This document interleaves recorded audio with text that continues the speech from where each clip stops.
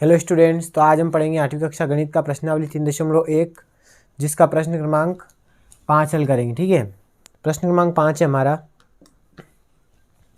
समबहुभुज क्या है और एक समबहुभुज का नाम बताइए जिसमें 3 भुजाएं, 4 भुजाएं और 6 भुजाएं हो। देखना, सबसे पहले हम समझते हैं कि समबहुभुज आखिर में होता क्या है। तो यहाँ लिखेंगे हम कि समबहुभुज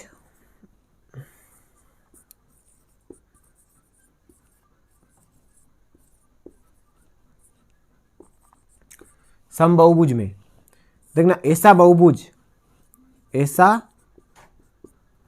केवल समबहुभुज लिखते हैं हम। समबहुभुज किसको कहते हैं? देखना, बहुभुज क्या होता है जिसमें एक से अधिक भुजाएं, उसको हम कहते हैं बहुभुज। और सम यानी होता है समान, यानी जो भुजाएं होती है वो सारी क्या होती है, जिस आकृति में सभी भुजाएं समान होती है उसको हम समबहुभुज। ऐसा बहुभुज जिसमें सभी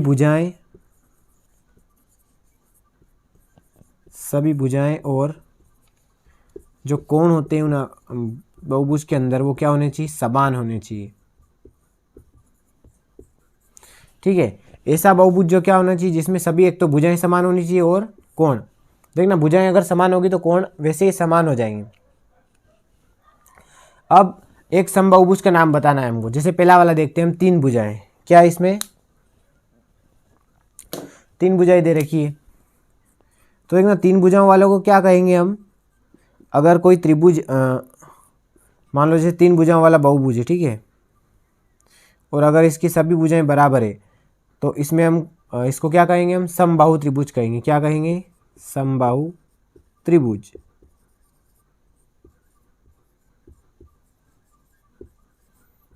देखना, आप समबाहु त्रिभुज क्यों कहेंगे? क्योंकि अगर 3 भुजाएं तो 3 भुजाओं वाली आकृति को क्या कहते हैं हम? त्रिभुज कहते हैं। ये तो कंप्लीट 3 भुजाओं वाली आकृति होगी त्रिभुज। अब इसका नामकरण करना था हमको, तो जैसा कि हमने देखा कि यहाँ दे रखा है कि समबहुभुज।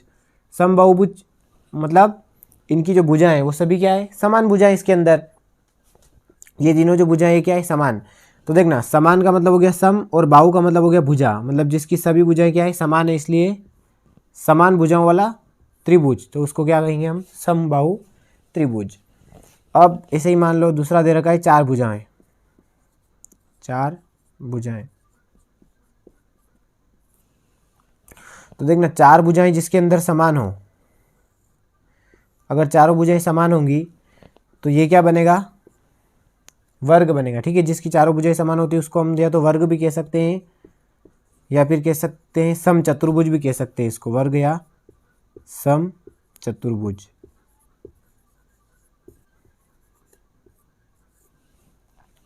ठीक है, समचतुर्भुज यानी जिसकी चारों भुजाएं, चतुर्भुज यानी 4 भुजाओं वाली आकृति, और सम यानी सभी भुजाएं क्या होती है, इसके अंदर भी समान होती है।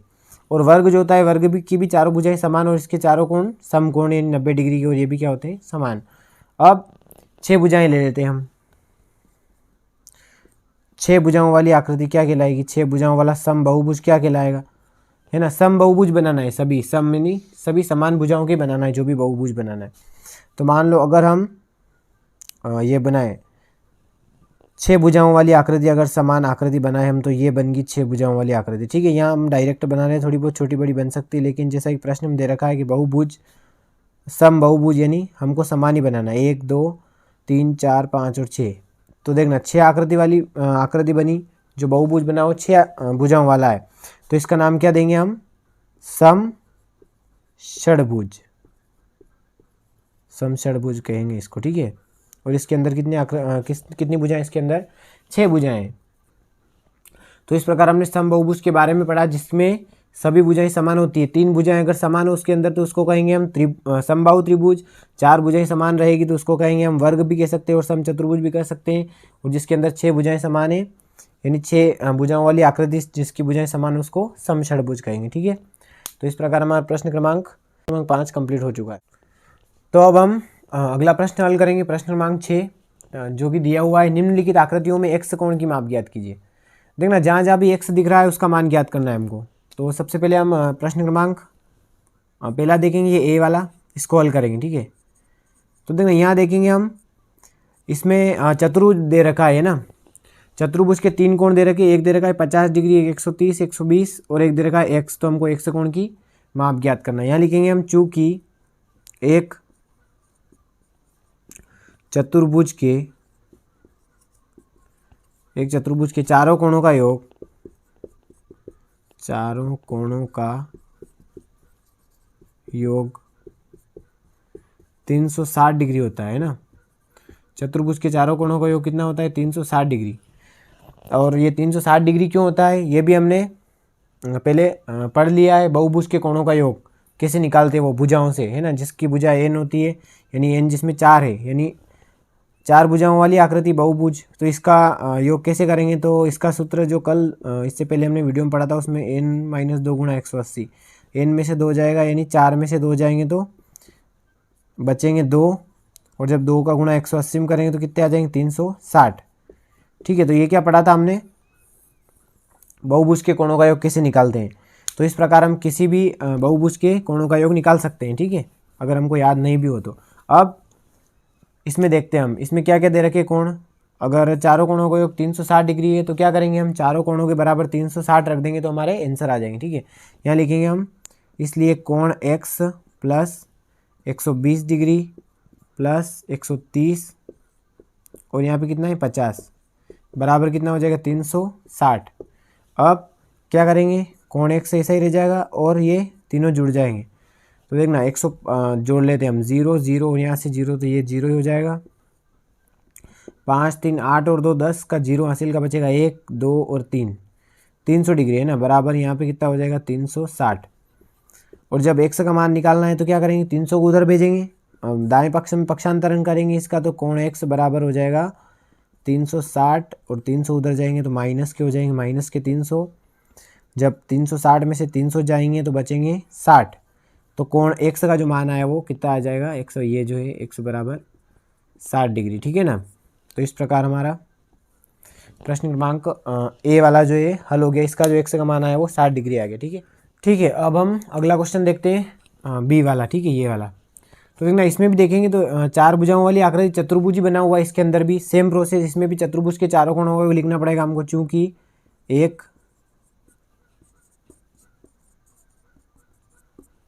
चतुर्भुज के चारों कोणों का योग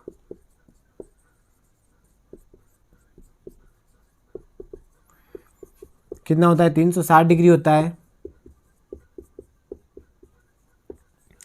तब क्या करेंगे? देखना चारों कोणों को हम 360 के बराबर रख देंगे।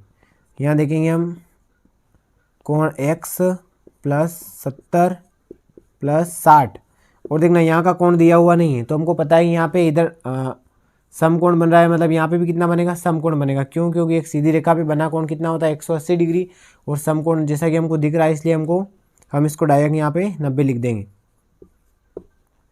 और बराबर कितना हो जाएगा? 360, ठीक है। अब जब इसको हल करते हैं तो कोण x और बाकी को जोड़ लेते हैं हम। पहले यहाँ पे लिखते हैं 0 9 और 6 15, 15 और 7 ये हो जाएंगे 22, ठीक है। तो ये हो जाएगा 220 डिग्री, बराबर इधर कितना है? 360।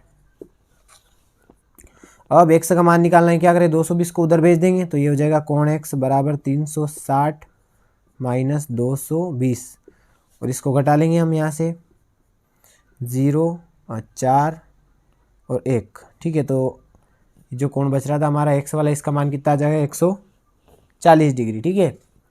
इस प्रकार क्वेश्चन नंबर बी भी हमने हल कर लिया है। तो अब हम प्रश्न क्रमांक सी वाला हल करेंगे। देखना इसमें पहले इसका नामकरण कर देते हैं यहाँ पे। तो देखना नामकरण क्यों कर रहे हैं हम? क्योंकि सबसे पहले यहाँ पे 70 डिग्री दिया हुआ है और अंदर कुछ नहीं है, और यहाँ पे भी कुछ नहीं है, केवल एक कोण दिया हुआ हमको 30 डिग्री, और 2 बाहर कोण दे रखे, एक तरफ 70 और एक तरफ 60। तो क्या करेंगे? इससे हम अंदर वाला कोण निकालेंगे, ये वाले। जब ये दोनों कोण मिल जाएंगे तो क्या करेंगे? हम इन दोनों को रख देंगे, और इन दोनों x को और 30 को रख देंगे, तो हमारे जो आंसर आ जाएंगे। तो क्या करेंगे? पहले नाम दे देते, मान लो इधर p q इसको दे देते नाम, और यहाँ पे दे देते हैं a b c d और e, ठीक है। नाम अपने हिसाब से हम कुछ भी दे सकते हैं। अब देखना यहाँ देखेंगे हम, ये पंचभुज बन रहा है हमारा ना, 1 2 3 4 और 5 भुजाएं इसकी, मतलब ये क्या है? पंचभुज है, चतुर्भुज नहीं है अब की बार में। सबसे पहले हम देखेंगे, यहाँ लिखेंगे हम क्वेश्चन नंबर सी वाला हल कर रहे हैं ना हम।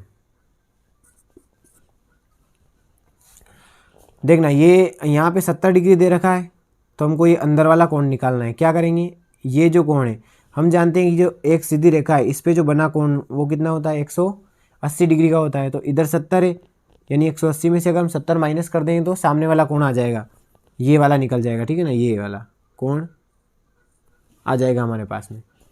क्या करेंगे, कोण ए निकल जाएगा। फिर ऐसे ही यहाँ पे 60, 180 में 60 माइनस करेंगे तो यहाँ लिखेंगे हम कोण पी ए ई, कोण पी ए ई प्लस 70 बराबर 180, ठीक है। पी ए यानी ये वाला जो कोण है यहाँ वाला है ना, ये बाहर तो 70 बन रहा है और ए हमको अंदर वाले को कितना है, तो पी ए ई। तो देखना अब ए का मान निकल जाएगा तो क्या करेंगे, 70 को जब भेज देंगे तो ये हो जाएगा कोण पी ए ई बराबर 180 माइनस 70। 70 उधर जाएगा तो कहीं का हो जाएगा, पक्षांतरण हो जाएगा इसका, ये माइनस का हो जाएगा। तो कितने बचेंगे यहाँ से, कोण पी ए ई बराबर आ जाएगा 180 में 70 जाएंगे तो 110, ठीक है। अब देखना इसी प्रकार ये सामने वाले का आप निकालेंगे। यहाँ पे क्या लिखेंगे हम, सी बी क्यू, कोण सी बी क्यू प्लस 60 बराबर कितना हो जाएगा, 180, है ना। ये भी वही कोण बन रहा है ना, ये पूरा गोल वाला बन रहा है सीधा इस रेखा पे, ठीक है। तो ये कितना होगा, ये भी 180 का होगा। इसमें क्या करेंगे, 60 को उधर भेजते हैं तो कोण सी बी क्यू बराबर 180 माइनस 60, और जब 180 में से 60 जाएंगे कितने बचेंगे, कोण सी बी क्यू बराबर 120। अब देखना, अब हमारा सवाल जो है वो सरल बन गया। यहाँ कितने आ गए, इधर तो आ गए 110 और इधर आ गए 120। अब देखना ये चतुर्भुज नहीं, इसमें हमको 360 नहीं रखना है और इसमें पंचभुज है। तो पंचभुज के जो कोणों का योग होता है वो कितना होता है, 540 होता है। अब यहाँ लिखेंगे हम कोण ए प्लस कोण बी प्लस कोण सी प्लस कोण डी प्लस कोण ई बराबर 540। देखना 540 कहाँ से आए, इसका हम निकाल सकते हैं, पंचभुज जो इसके कोणों का योग निकाल सकते हैं n-2 गुणा 180 से। अब जब देखेंगे मान रखेंगे यहाँ पे, तो a बराबर कितना है 110 और b कितना है यहाँ पे 120, ठीक है, प्लस b हो गया, c कितना है हमारे पास में x, d कितना है 30 और e कितना है, ये भी कितना है x बराबर कितना 540। अब देखना इसको सोल्व करना है हमको, 110 और 120 और 30 ये जुड़ेंगे और देखना यहाँ पे x और x दोनों मिल जाएंगे तो कितने बन जाएंगे, 2x बन जाएंगे। पहले हम चाहे तो 2x को लिख लें, अब इनको जोड़ लेते हैं, 0 0 और 0, यहाँ से 3 2 5 और 1 6 और एक ये हो जाएंगे 260 बराबर यहाँ से कितने बचे 540, ठीक है। क्या करेंगे हम 260 का पक्षांतरण कर देंगे, 2x बराबर 540 माइनस 260। अब देखना यहाँ पे घटा लेते हैं इनको, 2x बराबर 0, 14 में से 6 गए नहीं 8 और 4 में से 2 जाएंगे नहीं 2। अब देखना x का मान निकालना है तो 2 को भेजेंगे 280 के बटे में, x बराबर 280 बटे 2, यानी कैंसिल करेंगे तो कितनी बार जाएगा, 2 1 कम 2 और 2 चौके 8 और 0, यानी x का जो मान आया वो कितना है 140, ठीक है। यानी ये जो कोण है दोनों x वाले जो कोण है इनका मान क्या है 140 डिग्री, ठीक है। तो इस प्रकार हमने प्रश्न क्रमांक सी वाला हल किया। इसमें क्या हुआ, पंचभुज था तो हमने इसके कोणों का योग कितना 540 रखा। शुरू में हमने क्या किया, यहाँ पे जो दोनों कोण नहीं दिए हुए थे इनको 180 में से 70 और 60 को माइनस करके निकाल लिए और उसके बाद में हमने पंचभुज के कोणों का योग 540 करके रख दिया तो हमारे आंसर आ गए, ठीक है। अब हम प्रश्न क्रमांक डी वाला हल करेंगे। देखना इसमें क्या दे रखा है हमको, पंचभुज दे रखा है ना, और पंचभुज में जो ये 2 लाइनें जो दे रखी हैं इसका मतलब होता है कि जो भुजाएं जो है वो क्या है, समान है, यानी ये सम पंचभुज दे रखा है हमको, इसकी 5 भुजाएं समान है। क्या करेंगे हम लिखेंगे यहाँ पे